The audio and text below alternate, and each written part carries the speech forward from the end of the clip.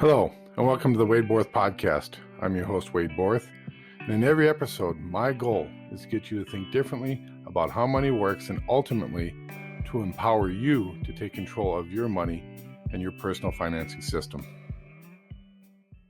Welcome back to the Wade Borth podcast. We're going to be continuing our conversation with Mr. David Zapata, a good friend of mine, about the tough money conversation. On our previous podcast, part one, we talked about the saving strategies in the tough money and why tough money and the thought behind tough money. So if you haven't listened to that, I'd encourage you to go back and listen to part one because it is the lead in to the next three parts of this conversation. Because it's this idea of how we think about our money and where we put it and how we position it and how do we make our financial world tougher each and every time. And again, I'm going to go back and your analogy of going to the gym is a fabulous analogy. We're going to do it under controlled environment where we're putting some, we're exercising our money. We're exercising our money. Again, we're finding awareness about our money, getting a better relationship with our money, and we're exercising it, getting it stronger. So when an event happens, we're prepared for it. And what you'll find is this is a thought process that we see very successful people doing it. And again, I hear it all the time. Man, that guy is so lucky. He took advantage of, somebody had a piece of property for sale, it was 50 cents on the dollar.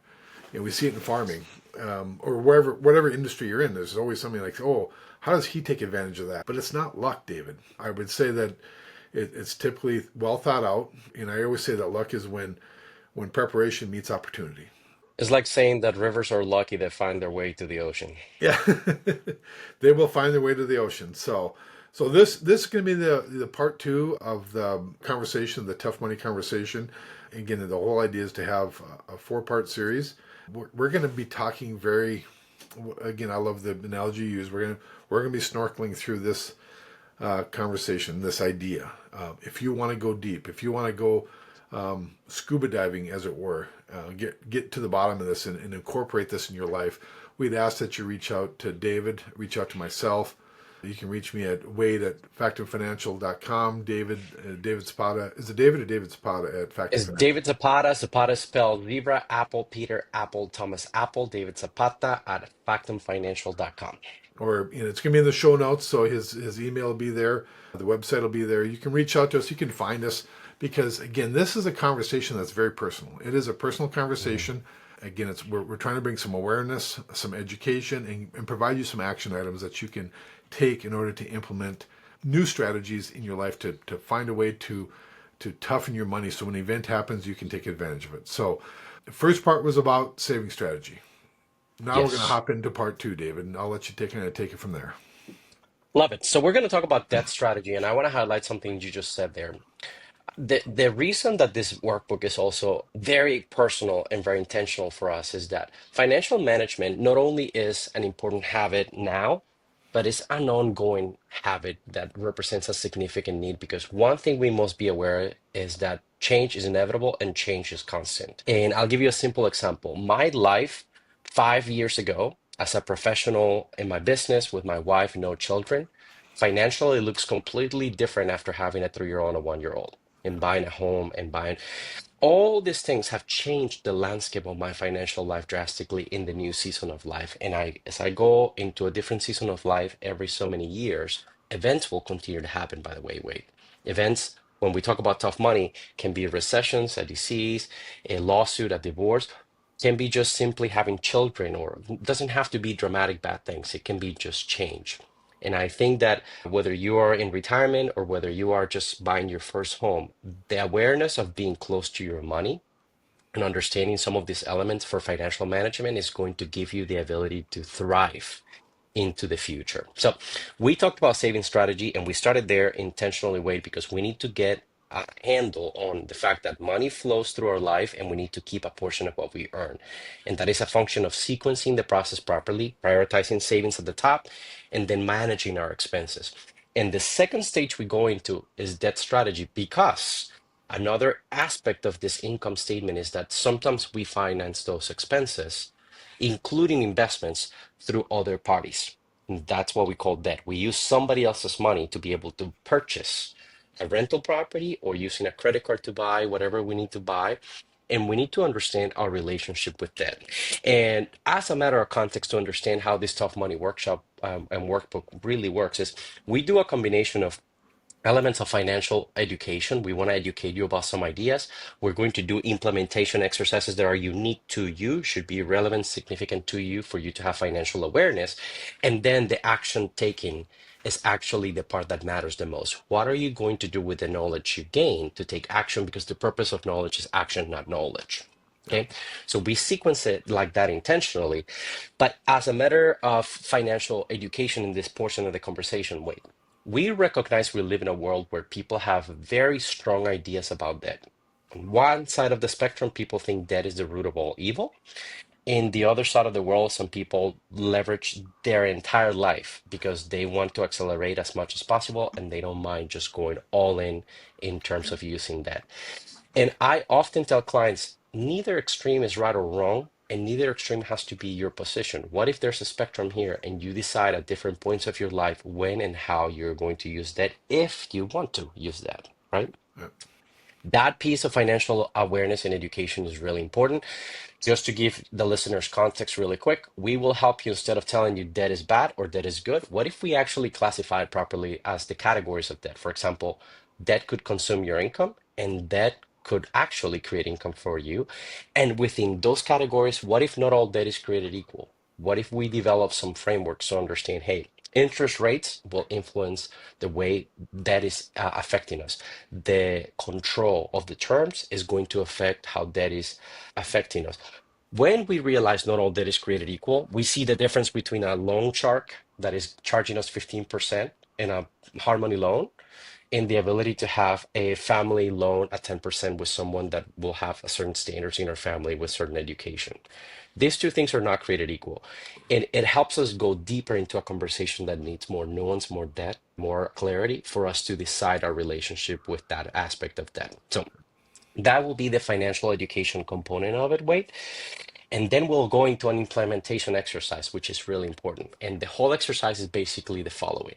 We want you to get very clear from a consumer debt perspective what your debt to income ratio or DTI is. Most Americans wait for the first time in their life will do that calculation the first time they buy a home. Yeah.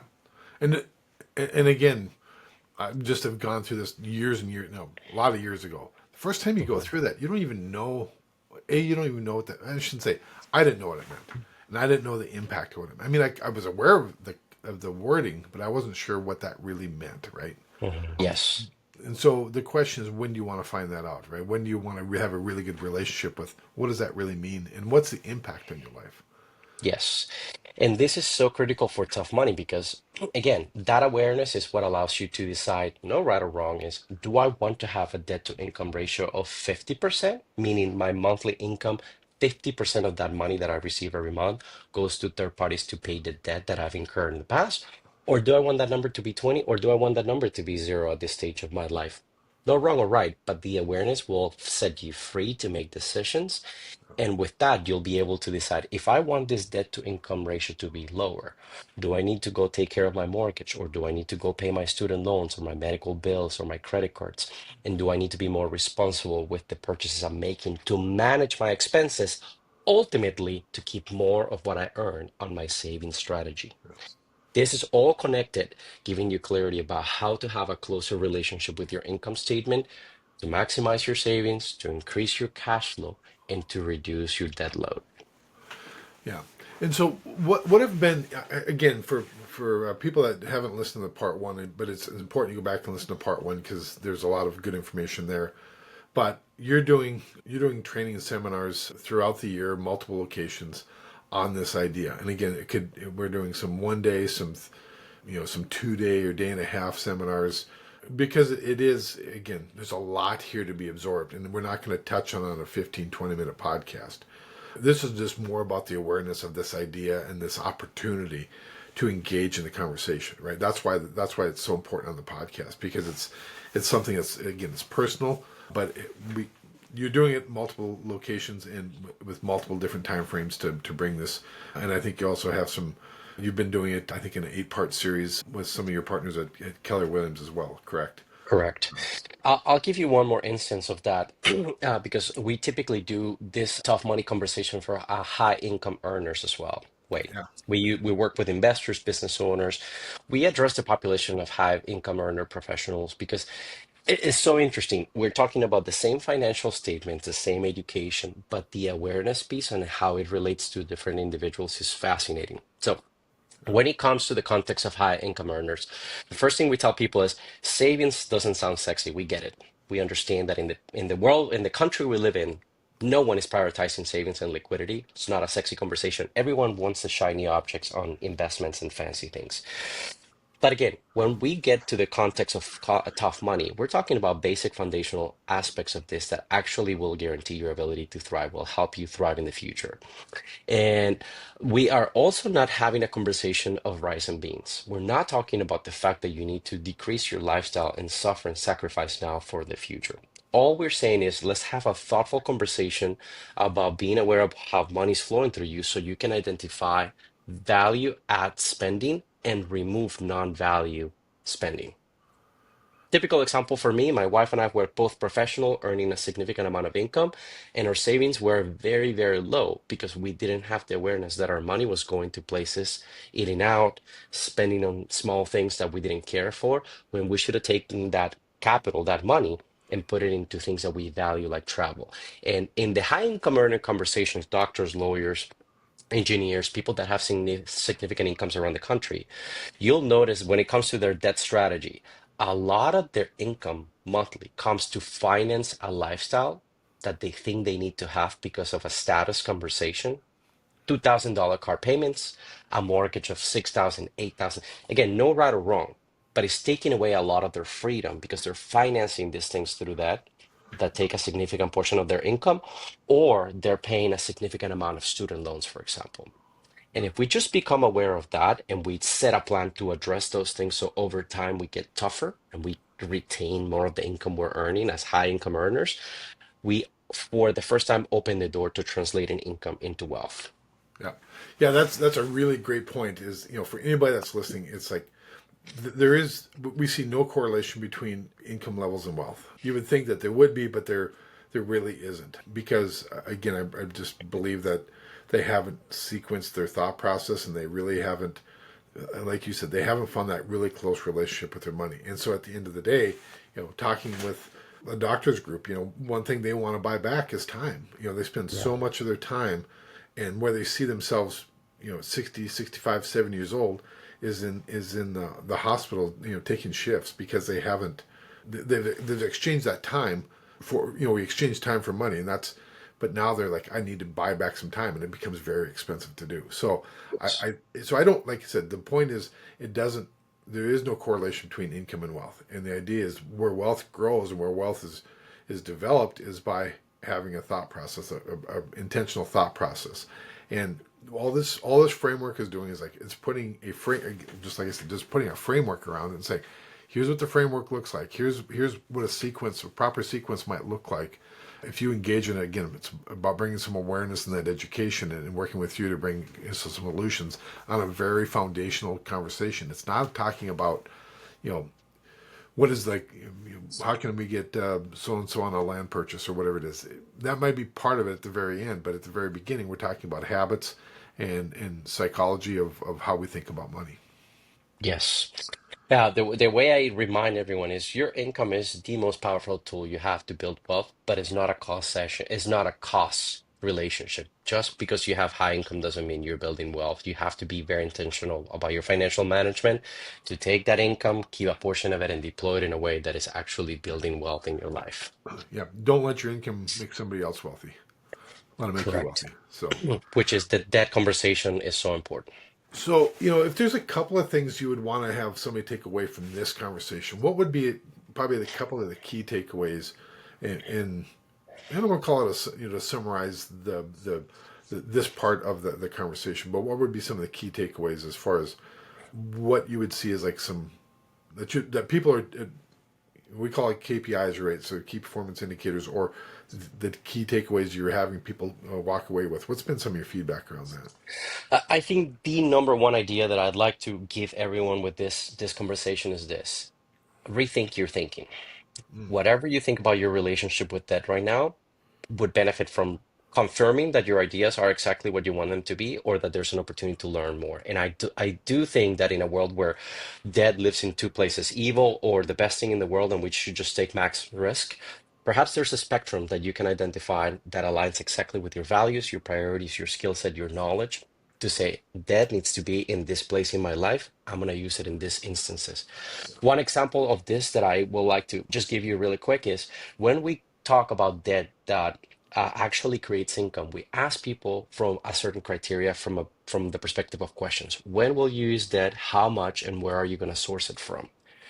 Mm. That adds nuance and depth to that conversation that is not just evil or good. It's deeper and what it means for you, how it relates to your situation. So think deeply about your relationship with that and how you want that to be moving forward. And number two, just get aware. Get aware of where that debt is and how it's consuming your income, because you will be able to make decisions from there about how you want that to be. Do you need to reduce that, or are you okay with that amount of leverage because you're using other portions of your income for other reasons? Again, no right or wrong. We are not in the business of telling people what to do. We're in the business of teaching people some education, some awareness so people can learn how to think about their relationship with money. Yeah.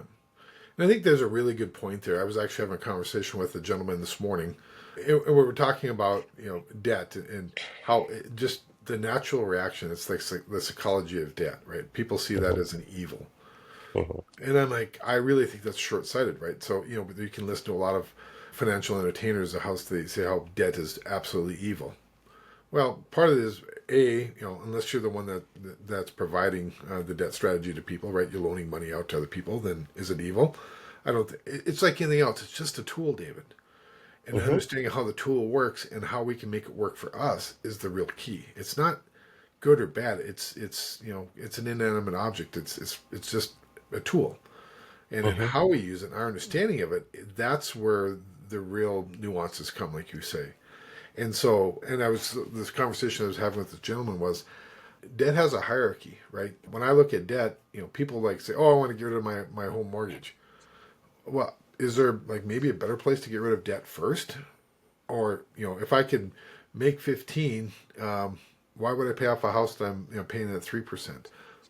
It might be a philosophical. It's not always a numbers driven conversation. It might be a philosophical conversation.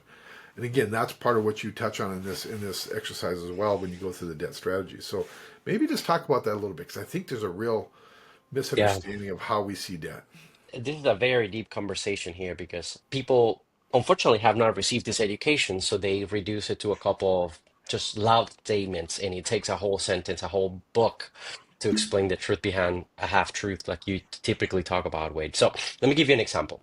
If you're using debt like a credit card, and the credit card has interest rate at 30%, and you just bought clothes and TVs, consumer goods with that, you have a significant drag in your financial life with a 30% debt that you do not control, because the bank will constantly be asking you for a monthly payment, and that debt is going to amount to a significant compounding of interest with a 30%. So effectively, if you pay that debt, that credit card, it's like having a rate of return in your investments equivalent to 30% with no risk. That is a debt when we see in a balance sheet of a client that we will tell them, hey, let's prioritize getting rid of that because it's bleeding you alive. Like it's literally money that's leaking out of your life. And if you contrast that level of debt, even if the amounts are the same with, let's say, a 3% mortgage on a home, right?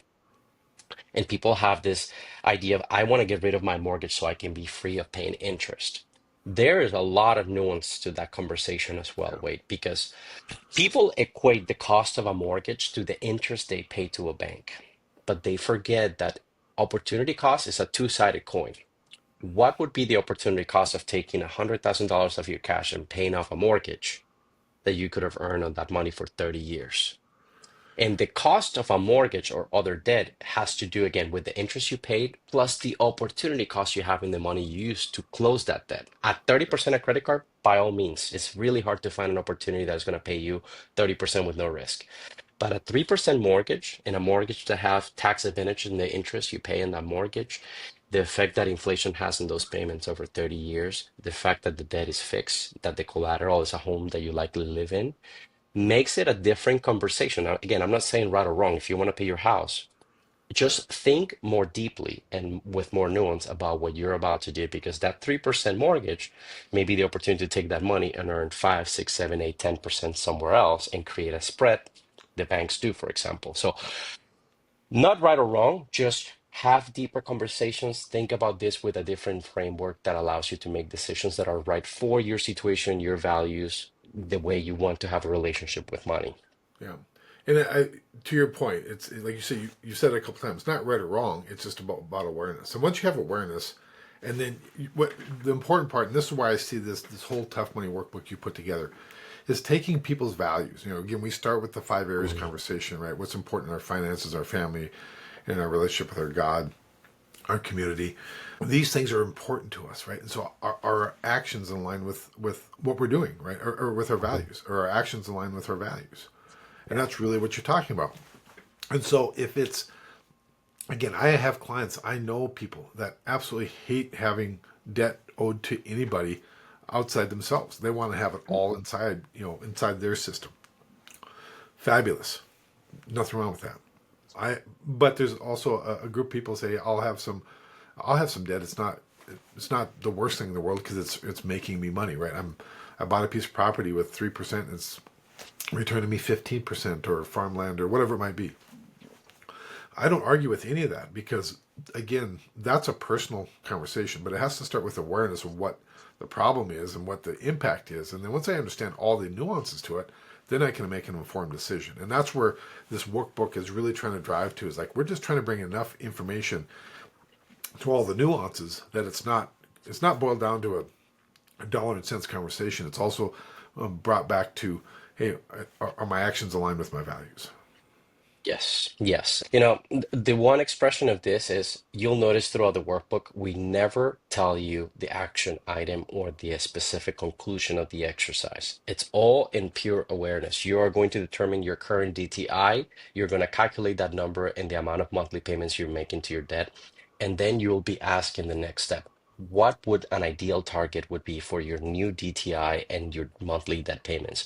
And you will have to go and do the work to decide, do I pay medical bills, my credit cards? Do I increase or decrease this number? Again, no wrong or right. It's an exercise based on education, awareness, so you can go implement the action that best suits your objective. And again, this strategy isn't like revolutionary. This is what's No? being done in big businesses. You saw it in GE. It's the same Yeah. conversation, right? We're going to have debt. Are we getting value out of it that we think we should have had with the debt, or do we use our own money? It's the same thing when you worked with GE. It's not like it's a revolutionary idea. It's just taking this idea, bringing some awareness and education around yourself or your business as well. And it's like, and it's actually, I love it because it's laid out in a very succinct format that brings a lot of clarity and a lot of like the clarity it brings to people like as we go through the process. That's what I find super valuable. I tell people, imagine you just got hired by McKinsey to be a consultant for your own family or business, and you're going to go audit the financial statements in your life. Yeah, And all you're doing is walking through an income statement, looking at how much you're keeping, what your debt load is, and making recommendations on how to improve the situation. All of us should be doing this once a month, once every 6 months, once a year. We should be close to our money.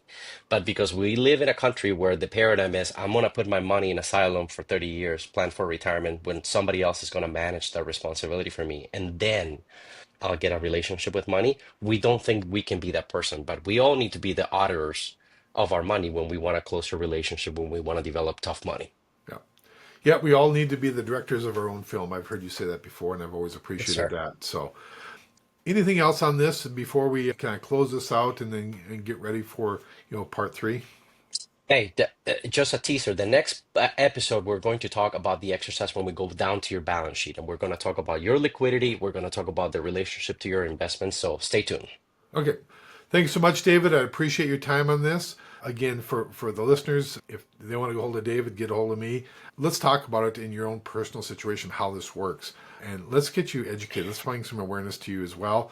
Reach out to us. We'd love to have a deeper conversation around this because we see this as so valuable. So again, look forward to the liquidity conversation in part three. We'll pick it up there. So again, thank you for joining us. If you're enjoying this podcast or know anyone else that might be interested, please be sure to hit the subscribe button and please leave a review. This will help this podcast reach and help more people by ranking higher in searches and ultimately help more people get out of financial bondage. And don't be afraid to share this podcast with your friends and family, as we can be easily found on Apple Podcasts and Spotify.